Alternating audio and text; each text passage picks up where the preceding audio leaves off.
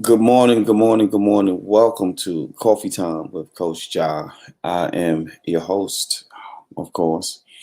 Dead ass dead. That's funny. Um, Coach Jah in the building. Yeah. So thank you everybody for tuning in. Today is going to be. Today's been Saturday. I'm going to walk down to. Today I'm going to travel down this my storyline to get to. So you have an idea where we started at and um where we going. I have a guest for you tomorrow. That's going to be amazing. And then Thursday. Tomorrow's what? Wednesday? Tuesday. Today's Tuesday, right? Today Tuesday? Yeah. Okay. So Wednesday and Thursday, I have two different guests for you. And I haven't decided what Friday's going to be at, even if Friday's going to be a thing, but neither here nor there. Welcome to the show today. Today is all about, I'm going to give you a timeline of what has happened with Granny Sports, how we started off, more of what I've gone through in life and how I got to this point. And of course, Mr. Witz has been with me the entire way, but there are some things that I'm trying to share. I'm trying to get my mom on because she said um, she was going to be on, and she likes to go on, but for whatever reason, she wasn't getting the notifications. So I set her up with the notifications yesterday, so she should be able to get on today. And that's what we're hoping for. And then I'm gonna get started with that. So how's everybody's morning going?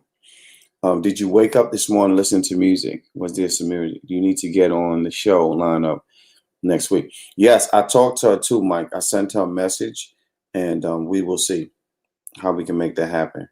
But I did send her a message, so hopefully she'll be on the show soon. Um, yeah, let me just send my Umi a message, y'all. Just hold on tight for me 1 second. I'm gonna send a message from my business, from my personal line. It's funny, I got two lines and I only give people one line, but everybody don't have my personal number. But it's all good. Um, okay, send this to my mom.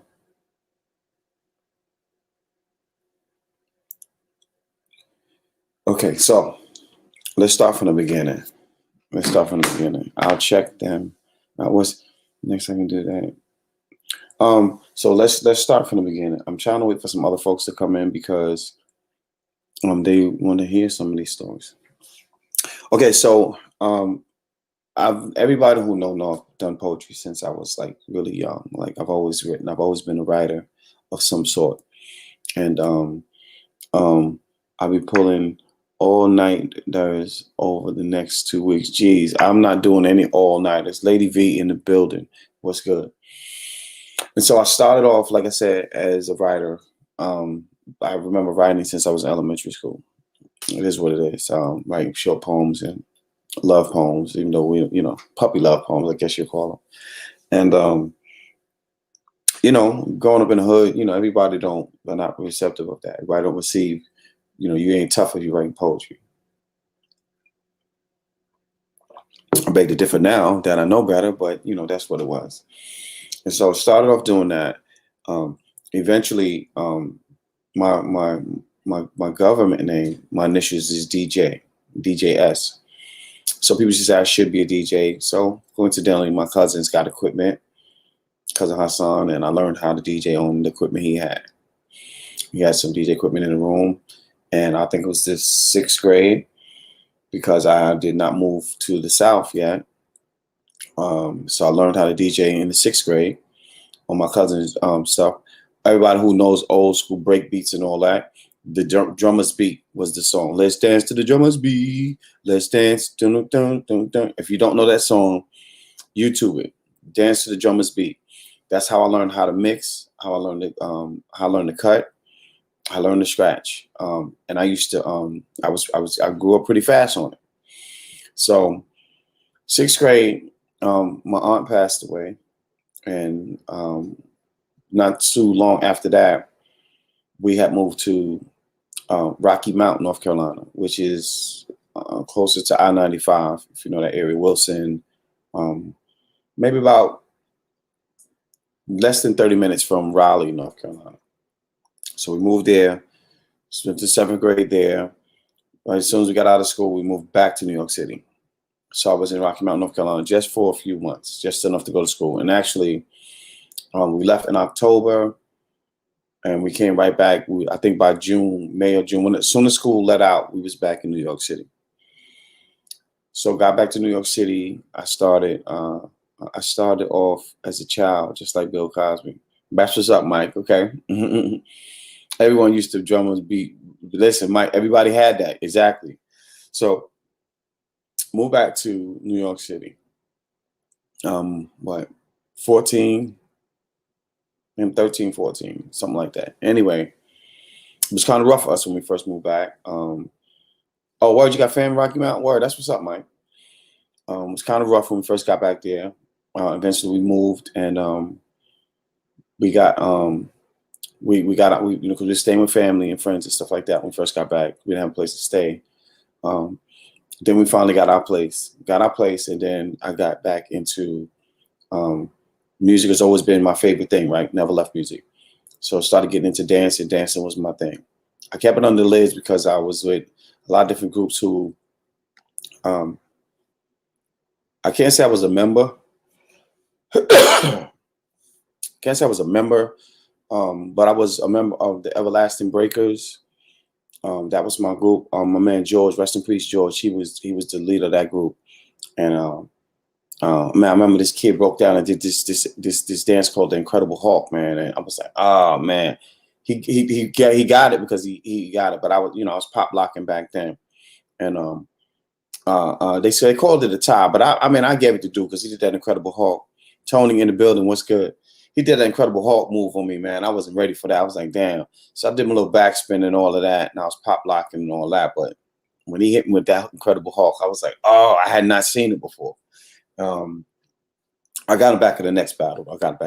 So anyway, got into DJing, and then before long, basketball was always my thing. I always played ball, so I met some cats, and they had their own little setup, and got back into DJing. Right, so back as a DJ now, and we were doing a lot of reggae parties. Like reggae was really reggae dancehall. So I was into reggae, but I also love dancehall music too. So there's a difference between reggae, dancehall. Bob Marley is reggae. Sean Paul is dancehall. So for y'all that be more familiar with those names, Beanie Man, that's dancehall. You know what I'm saying? Bougie can do both, reggae and dancehall, and it's a difference within the music. But anyway, without going into the history of that. So from that, we ended up DJing. We had, a lot of parties. We was doing basement parties and all of that. Had my own turntables, own speakers and everything, mixer, everything. And then what happened was I ended up, cats tried to rob me for my DJ equipment. That's when I got shot up. Bad situation. I got shot up pretty bad. And I pulled through. Thank God for that. I pulled through. And after that, I was kind of on to some other, my mindset was different, right? Because, somebody trying to actually kill me. It's different when somebody tried to fight you or, you know what I'm saying? But when somebody actually tried to kill you, that's a different thing, and over some material stuff. So I didn't know at the time I was dealing with PTSD. I didn't know what that was. I didn't have a clue what that was. So I got out of the hospital and all that stuff. I was still into, still trying to get back into things.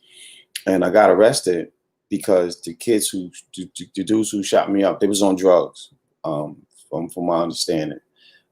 They ended up going to jail or whatever. But it's crazy because they told the police that I had robbed them during the time that I was in the hospital after they shot me. And so I ended up spending the night in jail. Craziest story of my life. I wasn't even a week out of prison. Out of prison. I wasn't a week out of hospital. I don't even think it was a full week I was out of the hospital. In fact, I shouldn't even been outside, but hard-headed. I didn't even go back. Crazy story. One of the bullets hit me in my lower back and had a growth back there. And they cut the growth out and they had to staple it up. Thank you, Kitty's World. They had to put stitches in there, and I never went back to the hospital to get the stitches taken out. I had the stitches cut out in my house and just never went back. Crazy stuff Black people do, right? And I don't know why. I just didn't want to go back to the hospital. Just didn't feel like it, and I never went back to the hospital to get my stitches done. Um, so I kept it moving. Eventually, I started promoting parties with some folks that I was rocking with. Shout out to a man, Fran Lover. It's one of my homies. He's out of that whole crew. He's the only one that I really um, rock with and have much respect for. If you're on Facebook or IG, my man, Fran Lover, holla at him if you see him on there. Man, that's my dude. That's my G. Um, Through that group, I met my ex used to work for Rude Boy Records. Um, um, um, Tara in the building, if she in here, I don't know if she's in here. Been my people, my A1 since day one. Like we just been tight like that, even after we separated. In fact, I don't even think we ever even had an argument. We just were so mad cool like that. You know what I'm saying? So, God was still doing party promoting and all of that. She was actually doing stuff. We was gonna actually start a record label together. Nice and Rough. Was to start a record label together. She was doing promotions and we learned some things. And then she ended up moving to Virginia. Then she was out there with Men of Vision and Teddy Riley and all them. And so those things fell apart, fell down because she's moving. She could come back and forth, but stuff happens, right? She was doing good, moved on. Actually, she worked with a lot of different artists that are in the mainstream that just didn't do right by her, but she's still pushing. She's still doing her thing. Much love to her. I don't know if she's in the feed. If you're in there, Tara, salute to you. Keep working, keep pushing, So after that, my brother gave me a call. And he was like, yo, bro, my brother was in North Carolina, Charlotte. He was like, bro, listen, I got a job for the city out here. First, I did not want to come initially. I was like, nah, I just got a job. Shout out to E, man. E, my man E, I don't know if E's on the lives. He doesn't always be on the lives, but my man E was on, he was running the Beacon program in 302 in East New York, Brooklyn. And E put me on. E actually gave me the gig to work in the gym. My first experience with the gym. My mom taught me how to work out with weights. I never really knew how to do it. My mom showed me how to lift weights. She was doing some stuff that I couldn't do. I was like, dang, my mom's out showing me out. But, it is what it is. She did her thing, right? And I ended up taking the job. My brother convinced me to go. I didn't want to tell E that I was taking this job, but it is what it is. I ended up taking the job. And I moved out here. A lot of potential in Charlotte when I first got here. I was like, man, there's so much potential, so much potential. But as you notice, all this time I'm talking, I had forgot about writing. I had lost it. In fact, I wasn't even doing much reading. True story. Sometimes some of the words that I had learned, I had forgotten how to spell them because I've been away from writing and reading for so long, just reading nothing. And it was really bad. It was embarrassing almost because it's like, how do you forget how to write and spell words that should be easy for you? But I did. I really forgot how to spell these words. Neither here nor there. Got into a relationship that definitely did not promote me being into my music, into my writing. I did some production with my man's Beats for Days. I did some production with him. I learned how to, he just got inducted into the Hip Hop Hall of Fame, as a matter of fact. Very proud of that. And he taught me a lot about music. I learned how to play this claw thing that we do. I learned how to play with that on the keyboard. And I learned how to play a little by ear, and which I still can play a little by ear. But yeah, so we got into that. And we went to, from that, eventually we went into promoting reggae parties. And that promoting reggae parties here in Charlotte, North Carolina was definitely one of the best things I've done. And before all of the awards and stuff that I received, before all of the accolades, before the positions, the new position I got, I had to learn how I had to relearn how much I loved reggae music, and learning and actually playing, DJing and being a selector with reggae music, which a lot of people don't know that. It's a selector is almost, I guess it's almost similar to like the DJ having a hype man or MC. It's basically the same kind of thing. It's just the Caribbean version of it. And when you learn that when you cross that bridge, reggae is one of the most beautiful music gonna learn. And I know a lot of you are dancehall fans, and that's fine. I love dancehall too, but reggae music is a different vibes. And when I learned how to really select reggae music, it was a big thing. Because a lot of people know you know Bob Marley, but you don't know Peter Tosh. You don't know a lot of these other names that I can call out. You don't know. Third World.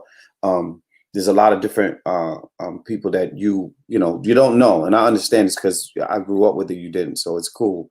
But there's a lot of you miss a lot not knowing, and so we started doing the. Actually, I just seen a picture the other day. Was the 10th year anniversary of us doing the reggae parties in Charlotte, and so really, really amazing time. We learned a lot in that, and then um, the business we were using, the venue we had, shut down. Very hurtful, man. When that business shut down, we were right. Bunny Whalers, right. Um, when that Dennis Brown. Anyway, I go on reggae artists all day.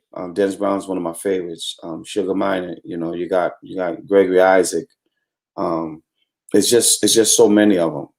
I could sing reggae songs all day long.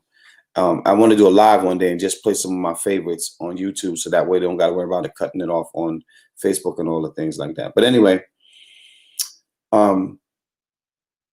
after doing that, we brought so many different entertainers in town. We brought a lot of the dancehall artists here. We did a lot of mixed parties and stuff like that. Right after that, I got hurt on my job. Really bad injury at my job. Actually disabled me out of work. If some of you don't know, I've been disabled since 2011.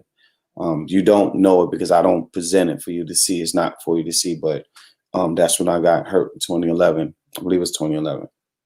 And they told me, nah, you're not going back to work, which was a bad thing for me because I didn't want to not do that. I had my mind set on some things that I was planning to do.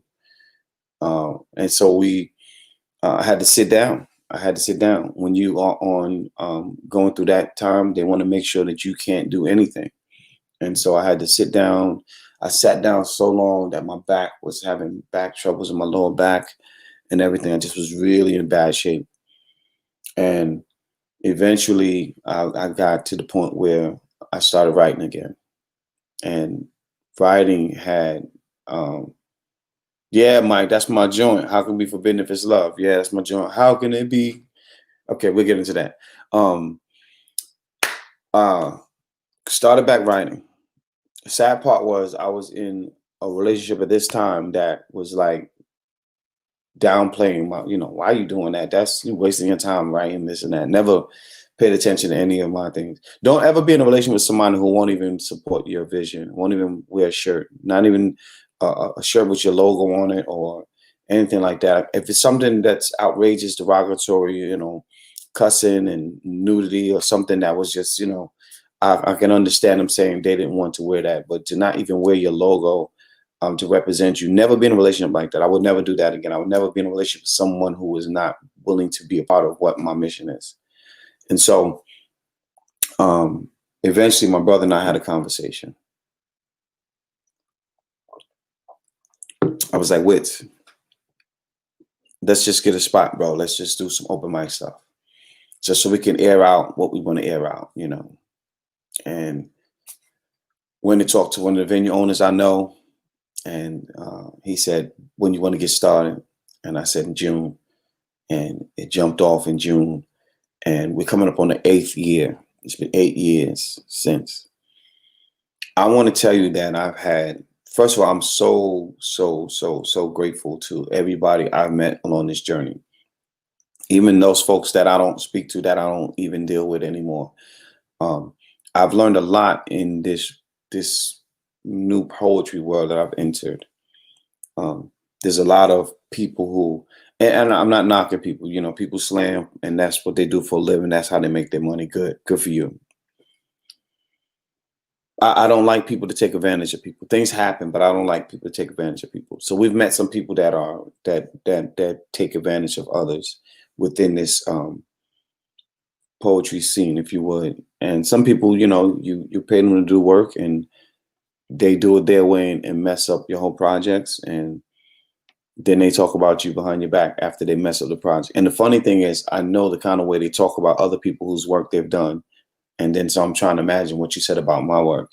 And then watching how you've perfected other people's work who paid you to do the same thing and then poorly did our work.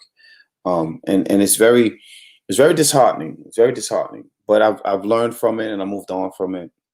I had to experience so many. It was just a lot of traumatic stuff that had happened within this poetry scene, and it has nothing to do with poetry. It's to do with the individual. I had to learn that, and I'm proud that with our event. So we started Say Word Tuesday, right? We started Say Word Tuesdays June, and this is coming up on the 8th year. It's been 8 years that we've been doing it, and I'm proud to say that. Shout out to, in so many words, one of the best hosts I've ever had in the world. I love her to pieces. I started out and went through 4 or 5 hosts before I figured out where I wanted to be as far as our venue. Yeah, some folks create cliques, and it's a big thing in Charlotte. So here's what I want to add to that.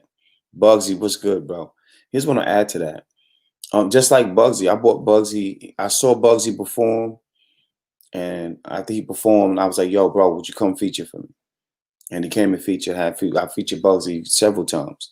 And anytime I was in this area, I brought him through. That's just how it's supposed to work. But I didn't know that people. I didn't really understand how they got around in this poetry well. But it's one of those things that you learn as you go. The best thing about it is we featured more Charlotte poets than anybody else here. And then we had the longest running venue in that uptown area that had open mic. You know what I'm saying? And right, Buzz, we did a collab on events too. That Queen of the South Slam, I'm really, really interested in doing that again. And I want to do another. I want to do a King of the South Slam sort of kind of deal that I'm planning on thinking about, Bugs. Something like that. Maybe not that same title, but something like that. And I had to learn, like I said, I had to learn that this in this world, right? Talking about the poetry scene, you can get loved and hated at the same time. And people can't even tell you why. Right, the Soul Sister Slam, that's what it was. That's what it was. People can't even tell you why they dislike you. We Were Kings was the other one, right? Tiffany in the building, what's good? We did quite a few slams here. And this was before I even was into slam poetry. I wasn't even the slam coaches respecting my slam at the time. I wasn't even there. And the erotic slam, listen, the masquerade joint, I'm thinking about doing that back, especially since people got to wear masks anyway. I'm thinking about bringing that back for Valentine's Day this year coming. If I can get the venue that we can allow X amount of people in, I might do that. I'm considering it just because of what it is. And then again, people have to wear masks anyway, so why not? But 3 books in now, right? I'm releasing another book in February. Frugal, what's good? When my baby girl is born, I'm finishing her book. My brother and I, Wits, we did a book for the veterans. That one's dropping. Yes, Lovely smashed it. Lovely did smash, Bugs. The first masterclass book is releasing. It's going to release. It's in its final stage now. I'm just pinpointing how. I'm just designing the book cover, and then I have a surprise book that's coming out. That is a solo book of mine. So 4 books February will be coming from the Granny's Boys Camp. And we can buy your books. Everything I have is on Amazon. However, what I'm asking is you give me a shout and I can send them to you. So I will send you whichever book you asking for, but everything is available on Amazon.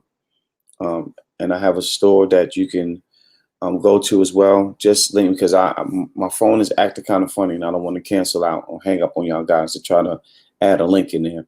But love back to you, bro. Yeah, man. Granny's Boys, listen.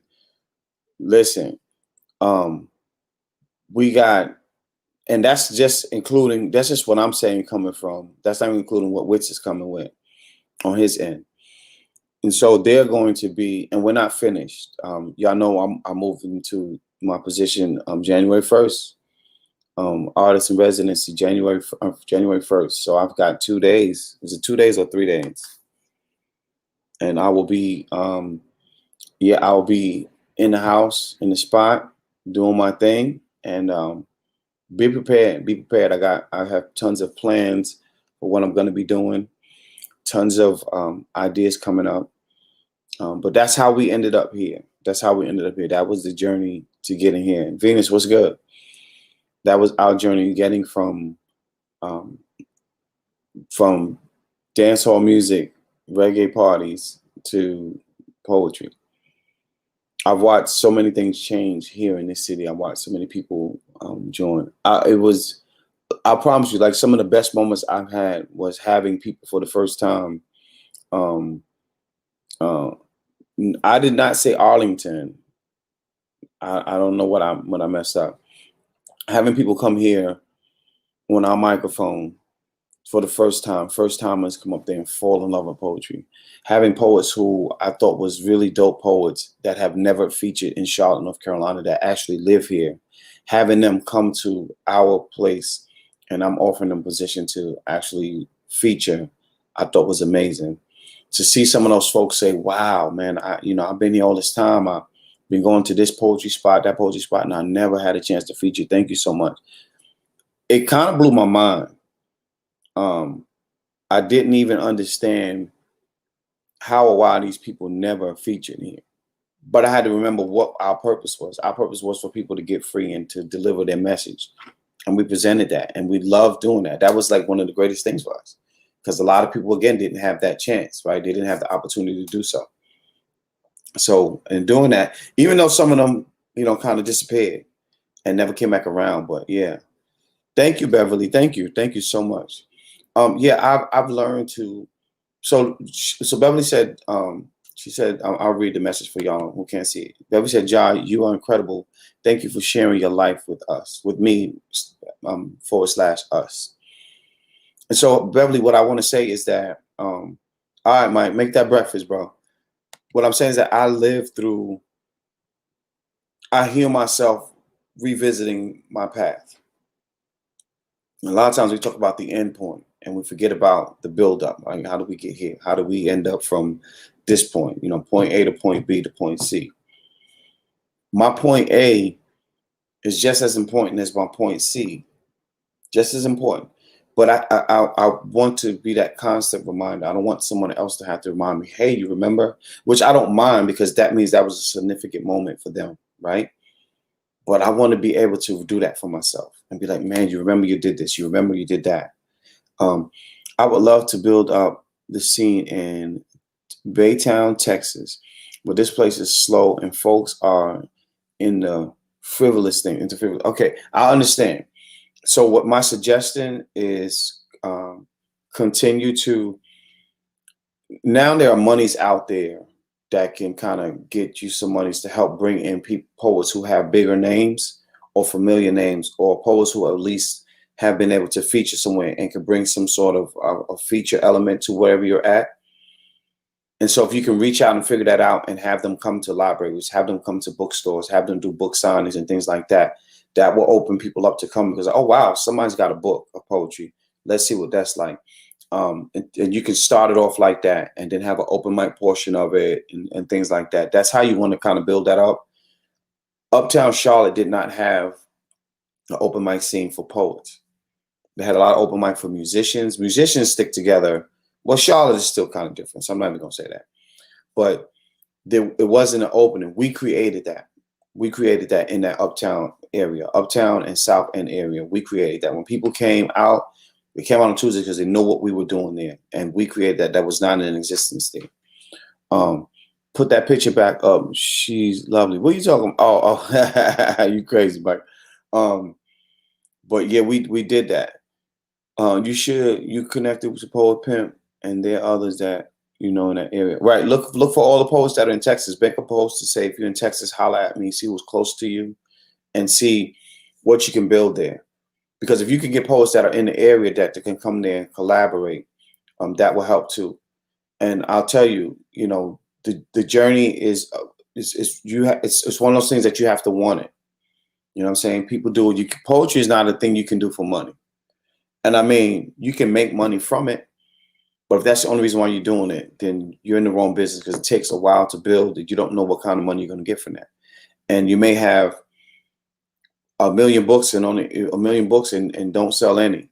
Then you might have 5 books and sell a bunch of all of them. So it's just one of those things you have to work on constantly what you want to do and how you want to make money from it, if that's what you want to do. There's money to be made from it, but it's more than just writing, more than just performing. There's a lot of things that you have to do with that. But you can build yourself up in doing that, hitting up different people in the area and asking if they'll be willing to come and participate in some of your events, and collaborate. Paperwork. I'm gonna say this again, people. Contracts, get agreements signed. Don't just do business by handshakes. It doesn't work. You need people to commit, and if they can't commit, get rid of them. I've learned that committing is a big thing for people, and do not expect people to commit. Ask them to sign something. And if they can't sign it, then they don't want to commit. Let them go. You have to be in business to be in business. You have to be ready. A lot of things I've learned along the way. A lot of mistakes I made, we've made together, my brother and I. I'm bringing the wrong people in, expect the wrong people. I've had poets who only hit me up when they want a feature so they could try to make money. They would never. The only time you hear from them is when they're trying to make some money, get a feature done. And I had to learn that. And then I started shutting them down. I was like, nah, I don't have nothing open. And I might not have had a feature, but I'm just not into that. And I say it. I have a problem with that. Poets. Now, if you don't frequent the area and you're coming through, hey, I'm coming through your area, that's fine. But if you frequent the area, you never come, you never support the spot. The only time you come is when you have a new book coming out, or you're doing a show someplace and you got a flyer in your pocket, you're trying to get people to come. And it's just promoting about you, and you never supporting all the time. Nah. And you can't call me, oh, I'm trying to get a feature because you need bread. I'm not there. Listen, I need bread. You holler at me for bread, and that's another thing that you will learn too. In business, people don't have to be your friend. You know what I'm saying? They don't have to be your friend.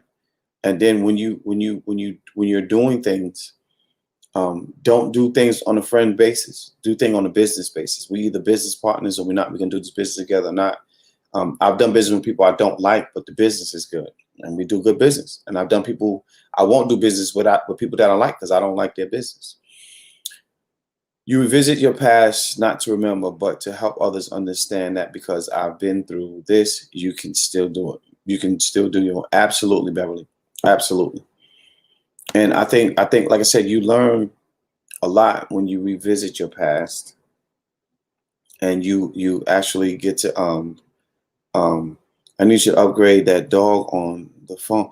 What? What dog? You need to upgrade that dog on phone. Whose phone? My phone? What's wrong with my phone? Hey, Tiffany and Frugal. Okay. Somebody's phone. I'm guessing it's not mine. I hope it ain't mine. My phone is doing fine. My phone is doing fine, Tiffany. If you're talking about my phone, don't be talking about my phone. But yeah, there's a lot to learn about business and finding the right business partners and the right business for you. Just because you love a thing don't mean that that's good for you. Doesn't mean that's a great business for you, right? But I just want to be a part of it. Yeah, and so I want to push other artists to your great. Listen, D Library says she just want to be a part of it. She want to push other artists to their doing great work, to getting their message out. And there's nothing wrong with that. What I suggest is here's what I suggest you do. Right? Just a suggestion. So I don't know everything. Try to map out what you want to do. First, get it down. Write down everything you know about it, and then ask questions from other people who have been doing it for a while. Learn the ins and outs, learn the pros and cons, right? Then decide how you want to do that.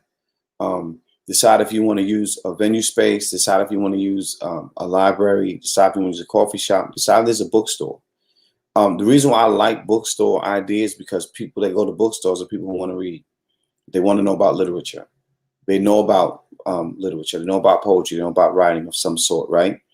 And so bookstores always work great. And I'll tell you my story about what I want to do with my law space. So in doing that, you'll start to see how you could begin the process of bringing people in. It's a wonderful thing to put people in position. But when people are not ready, you're going to run into issues and problems. People don't understand their business. And so in providing a platform for them is great. We've done it for coming up on 8 years. I've had poets from all over the United States. I've even had a poet who was from Germany that was here that would frequent our venue. I had poets travel to come on a Tuesday night to our spot. And we loved it. And we loved it. They loved it. They would always come back. I had to learn what that meant to other people and how do I maneuver within those dynamics, because it's not always easy and simple. Is your contracts standard, or do they change according to what you are accomplishing? Beverly, great question. Beverly's question, is your contract standard, or do they change according to what you are accomplishing? Contracts change religiously. They do. However, certain things will remain. I'll give you a pointer. Some of the things that people don't think about in their contracts. You want to think about how do you get what's your easy outs from a contract? What that means is if you get to a place and certain things are not working, it's not going to happen for you. It's not a comforting place. You don't feel good here. You don't feel safe here. You don't feel valued here. How do you get out of that contract?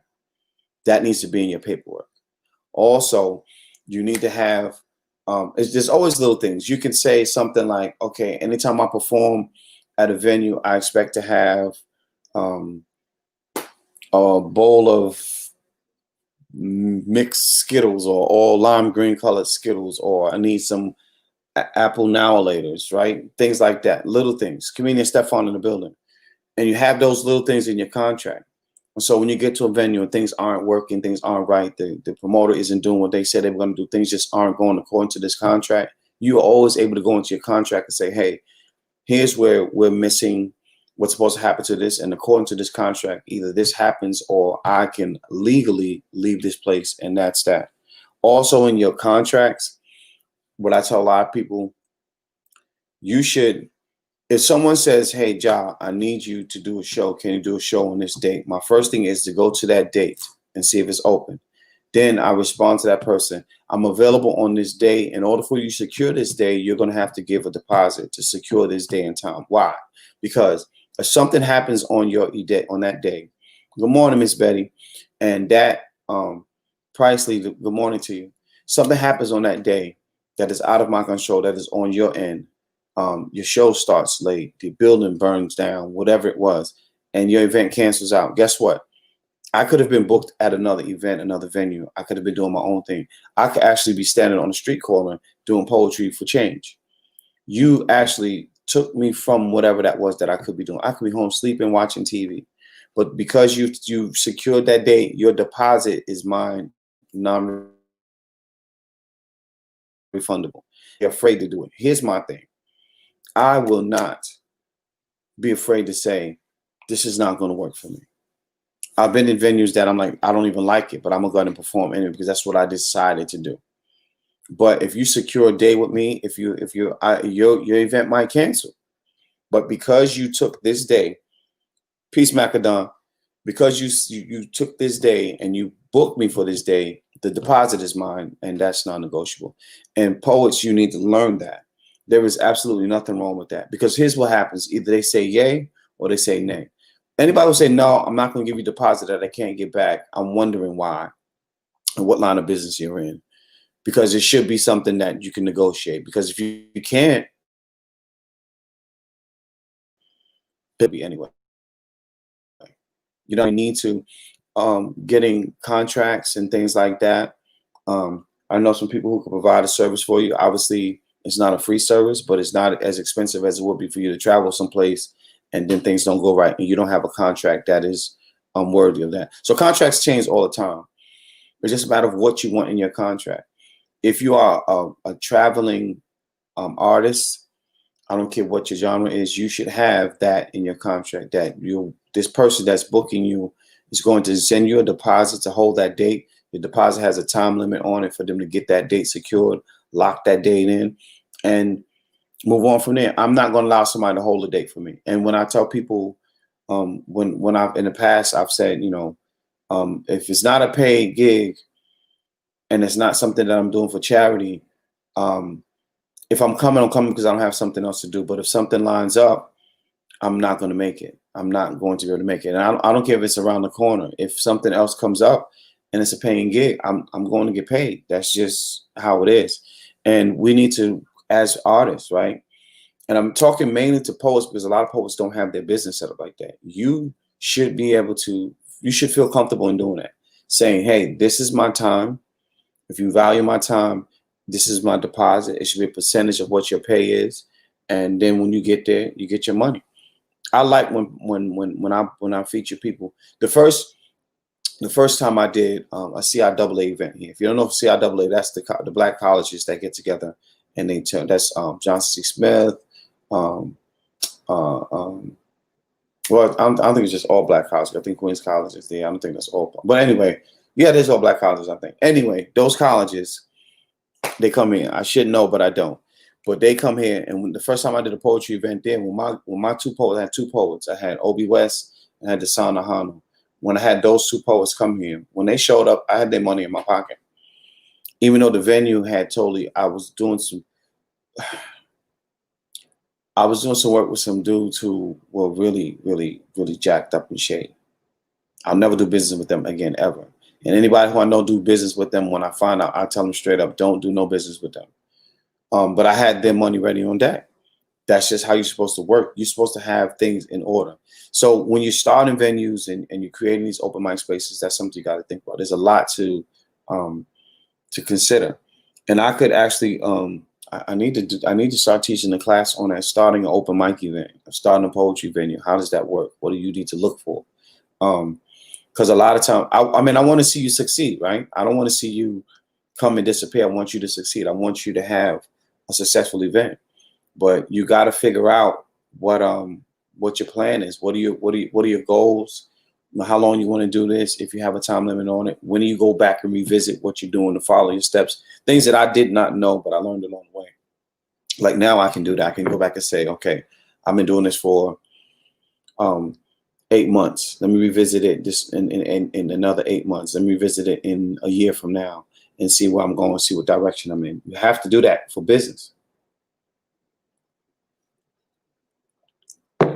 And like I said, I do it for poets, especially because I'm talking to you specifically because we always get in and we get the short end of the stick. We always get the short end of the stick. People are going to tell us how to run our events. Folks need to go back and look at their show with Obi. You talk about this. Yes. I talked about that situation with Obi. Poets who travel, right? I'm not speaking on all artists right now. I'm talking about poets. Poets who travel, we travel with the intent that we're going to be treated right on the other end. And that's not always the case. I've been to events where initially when I started, and the poet's the last one to get paid. I've been to events. People owe me money now. Won't happen again. Won't happen again. It will not happen again. If I'm coming to your show, I've got my deposit. And when I get to your show, I want my money before I get on the mic. I don't want to talk about afterwards. Give me my money now. And if not, and again, that should be in your contract. And people who are booking you out, they should be willing to do that. I don't like waiting after I perform. I have to wait for you to give me my money. I don't like that because the work is done. Now, if you decide to not give me my money, what do I do? Right? Nah. Yeah, poets are always the last ones to get paid, Mike. Always the last ones to get paid. The DJ gets paid. The security get paid. Everybody's getting paid. And the poet's the one sitting there like this waiting. And we're usually getting the least money out the deal. And it's horrible. And then you have another thing you'll find in this poetry world, in this poetry scene. People will constantly overlook the people that are right there to go outside and bring people from the outside in. And when I mean people from the outside, people have to travel to be at an event. And I've had plenty of events here within the 7.5 years that we've been doing stuff. And I try to stick with local because the locals don't get the work because everybody else who's doing poetry is bringing everybody from the outside. So my goal was to stick to the local people here, the local poets here. And I don't have to, you don't have to take my word for that. You can ask around. I look for that first. Security getting paid if I'm security contractor. And I'm not against that at all. And I'm not saying that they shouldn't. My belief is that poets should not be the last one sitting around waiting to get paid all the time. You know what I'm saying? You're probably not paying us our worth anyway. And so why we got to be the last ones to get paid? I don't think that's fair. You know what I'm saying? That's my whole thing. I don't think that's fair. It should not be that. It should not be that. And that's the case all the time. Jolly having problems seeing these comments. Yes, if you're on Facebook, right? I just popped it up. If you're on Facebook, try to come on. Main man, peace, bro. If you're on Facebook, try to come on the YouTube link because with Facebook, I don't see the comments on here unless I'm on Facebook. So I'm missing a lot of the comments that are on there. So I apologize. I don't know why it's like that, but for whatever reason, that's just how it comes up, and I don't get to see them on here. So Angel Toon, shout out to you. Mr. Lee, what's good? I need to talk to you, Mr. Lee, main man. Raven is in the building. Tiffany Smothers is in the building. Thank y'all. Thank y'all. Brittany Thomas, you know I got you in the building. So appreciate that. Why isn't poetry respected as much hip hop or even talked about in conversation? That is a very, very good question. That is a very good question. And I wish I had the answer for that question. But I'll give you a few things that I like to throw out there. I think that people don't respect poetry enough. I think that people, and I'm gonna tell you why. I tell you why people don't respect poetry enough. Because people say things like this. I've had people call me and say, "Hey, man, I'm trying to get. I need a poet for this show. What you looking for?" Well, I just need somebody to just do a poem for maybe 2 minutes, 2 or 3 minutes, or do 2 poems. Just do 2 little poems. First of all, I don't have a 2-minute poem page scale. I don't know what that is. I don't have a 10-minute pay scale. This is my pay scale for me to do some poetry. And either you can do it or you can find somebody else. In fact, I'm no longer even looking for people to fit a 2-minute pay scale. If you can't give poets what they're worth, then you don't need to have a poet there. Do your own poems. Read somebody's poems because I'm not going to call somebody and say, hey, they only have, or I'm not doing that anymore.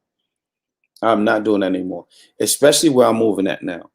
Because my loft space that I'm going to be doing poetry events from will have poets there that are doing book signings and all those things. And it's going to be a total different situation. What I'm bringing to the table now is going to be a different situation because I don't want to see poets. First of all, I don't believe in him. I don't want to hear starving artists. If the artist is starving, it's because there's some things that are not working in their favor in the moment. And it doesn't mean that their art isn't great. It just means there's some things that need to be worked out. And I think people need to learn to respect poets as artists and not just, oh, he's just a poet. I'm not just a damn poet. I'm a human being that this is my work. This is what I do. And I deserve to be paid just like everybody. You pay Jay-Z, you pay Nas, you pay these little young trap rappers with this colorful hair and whatnot. You know, you give them their money. So my money means just as much to me as their money means to me. You're not going to tell them, oh, can you come in? Yeah, they negotiate, absolutely. But they don't negotiate pennies. You know what I'm saying? And I'm not, listen, if you're on here, if you see this feed anywhere, if y'all share this feed, people should know. Poets don't say, okay, well, if somebody only wants me to do 2 poems, I'm going to charge them this amount. No. You set your fee, that's what your fee is. And they either want you or they don't. And if poets are willing to bend for that, then that's fine. Now, organizations that I go to and things that I'm doing charity, that's a different idea. And organizations that I work with, that I've done work with, and I've been in there, they're not one-time organizations for the most part. If I've been there before, I'll go there again. But I am not going to sit here and say, okay, well, divided by 2, multiplied by 6. And then, no, I'm not doing a pie chart to try to figure out how to fit into your spacing, your time spacing. Here's my fee. Either you can match it or you can't. If I'm not going to be at your show, that's fine. You can find somebody else. I am not going to find somebody else for you. And then they have more respect for that. The reason I ask is because ever since I've seen it in action in Charlotte at a poetry lounge where you and I were, I'm like, this is ridiculous that it's not talked about, man. For me, it's upsetting. Absolutely. And I'm going to say this. I've learned that people don't celebrate what they don't understand. If you go outside and ask somebody, have you heard of this poet, heard of that poet? Whether it's a local poet or well-named poet, they don't know. They know Maya Angelou. They know Langston Hughes, right? They don't know Sonny Patterson. They don't know, like, some of the poets who I've known that have great works. They don't know them, and so they don't have a respect for it because they don't know. For me, I'm cool if you don't know, but you're gonna respect it. It is what it is, and I don't think people they don't put forth the effort. There's not a big interest. Well, it's growing though. The growing poetry community is actually growing now, and it's because people haven't been able to see a lot of the ridiculous stuff. And no disrespect to anybody's genre of work, but I'm just saying some stuff just not for me. It's got to go. No respect for poetry. Then what is hip hop? Poetry is music. They both explain and tell personal eye of the life experience from head to heart, from faith to streets. Absolutely, Beverly. And I agree with you. I agree with you. I totally agree that. And I also agree that as a poet, I can give you more in-depth and emotional pull on something than I can in a rap song. It's just the way that it's written, right? TW, what up? And because I can write it in a way, and I don't have to worry about the music leading me or me having to ride this wave with the music. I am my own beat. I watched the James Brown song. James Brown walked to all the music. He said, "What's that instrument?" That's a drum. He said, "What's that horn?" That's a drum. "What's that guitar?" That's a drum. Everything being a drum, meaning everything is its own instrument, right? Everything makes its own sound. And so with poetry, I want to write a poem and read it to you in a way that you have to take the same wave that I'm taking, as opposed to having to decide whether you're going to do it with the lyrics or with the beat and switch off and on. See, with poetry, you can't go music and lyrics. You can't take that ride. Because think about if you listen to a song, you get into the song first and then you like the lyrics. Sometimes you're doing the lyrics and then you're back to the song. And then the chorus come on and you dance it because the chorus is short and then you dance it and then there's a break and the music changes again. I don't have that with poetry. And so in poetry, I have to be my own song. I have to be my own music, right? My own lyrics. I have a way of grabbing you and shaking you the way I want you to go. And I think people haven't had that experience, so they don't know. I didn't know how it felt to be in the poetry scene until I really got into poetry and actually started doing my shows. I've rapped, I've been an MC for a long time, block parties, on shows, talent shows, on big stages in New York City. I've been there before, right? But in order to be on a stage with a mic stand and nothing else, there's no DJ here with me. There's no backup dancers here with me. There's no song. There's no music. It's just me and this microphone. It becomes a different thing. And I think until you have that experience, because I know when I first had it, I was blown away. When people could act, I'm like, wow, this is something different. I heard a lot of poets, some poets that I don't even deal with no more. I don't even like them no more, right? I don't like the character of them, even though they have great work. I've seen a lot of poets, especially slam poets, who have great work, but they're just ugly human beings. And I don't deal with them. But their work has a way of capturing you and grabbing. I mean, they're never going to do a show for me ever again. That's just what it is. You can't come back with me with that. But they have a way of delivering a message that grabs you and takes you on a journey. They don't take your hand. They grab your whole person and carry you. You know what I'm saying? And that is the difference between being a hip hop artist or a rap artist like they are today, because that's not hip hop. Being a rap artist. And when I say that, you have to know what the 5 elements of hip hop is. Okay? What the 5 elements of hip hop is. Because we have rappers now, we don't have MCs. An MC was a part of hip hop. A rapper has never been a part of hip hop. A rapper raps on hip hop beats. It's a big difference. That is what it is. The 5 pillars of hip hop, research them for yourself. We could talk about that another day. But You don't have rapper in those 5 elements, those 5 pillars. You don't have rapper in there. You have an MC. It's a big difference. And so most of these rappers that you see are not MCs. That's just what it is. Not saying that they can't rap. Some of them really can't. Some of them can't write either. But they're not MCs. Okay? They're not moving the crowd. If you take the rapper's music away, these rappers don't exist. A lot of them. So that's a whole nother story. Can anyone do poetry? If so, what is a good way to get started as a beginner? Anyone can do poetry.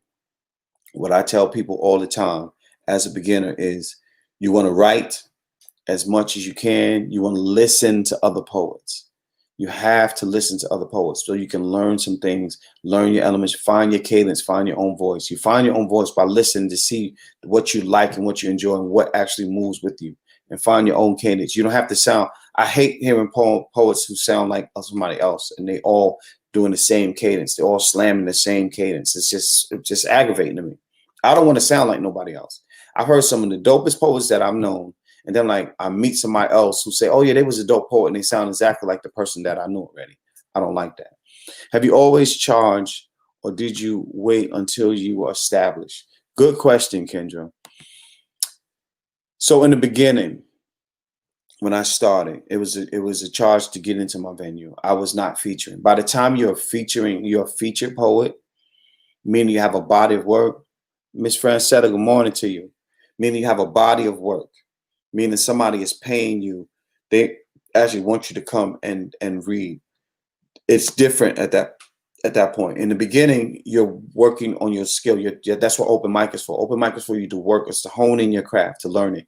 Initially, in the beginning, as a beginning poet, you don't get jobs. You don't get features. Nobody wants you to feature because you don't have the body of work yet. You know what I'm saying? So as a beginner, the idea is just to, I'm answering both questions now. As a beginner, the idea is to build your body of work. Well, you can't build your body of work if you're not working. If you're not writing, if you're not working out, you're not getting in the mirror, you're not doing the things you need to do as a poet. You're not reciting and reading stuff out loud. You're not constantly writing new material. You're not researching and searching to get new material, whether it be a song, whether it be a video, whether it be a picture, whether it be an image, whether it be somebody walking down the street, whether you're just looking out your window. You have to learn to draw from all of those elements to create what you need to, what you want to create, and then tell people what you feel. And the more you work on that, you'll learn different things, and then you'll build the body. You're not going to be paid to do gigs unless you have a body of work. Love right back to you, bro. Unless you have a body of work, and without a body of work, why would somebody pay you to perform? So you build the body of work, and if they are paying you to perform and you don't have a body of work, you need to be honest about that. You know what I'm saying? And say, hey, listen, I'm new at this. I'm beginning. Be honest about it, because somebody has a big platform. They're not going to ask you to come if they don't know if you have a body of work. So you have to build that body of work and keep going. Miles Davis' journey was to find his voice within his trumpet. Yes, yes, Betty. Yes, Miss Betty. Yes.